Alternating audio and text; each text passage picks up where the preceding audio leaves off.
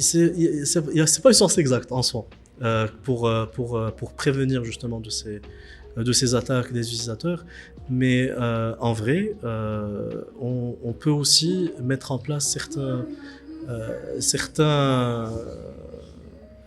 certains moyens de, de protéger ces utilisateurs. On peut imaginer avoir des agents auxquels on peut demander des agents, on peut demander qui est peut-être accès au système si ce mail est bien legit ou c'est vraiment une tentative de phishing.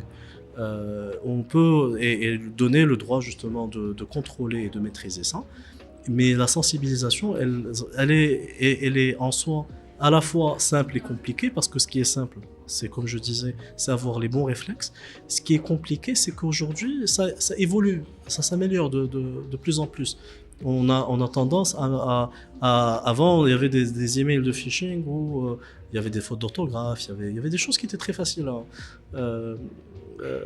qui est très facile à détecter. Aujourd'hui, il se peut que moi, ce qu'on appelle les digital trails, où j'ai des traces, j'ai des informations sur moi online, que des agents, ils vont utiliser pour être plus spécifiques à mon cas, pour vraiment me mettre des informations qui me concernent et qui feraient que je serais plus à même à aller dans ce sens, à cliquer sur un lien, etc. C'est vraiment l'esprit critique et autant que faire se peut, je veux dire, protéger ces données personnelles, protéger ce qu'on partage sur les réseaux sociaux, etc.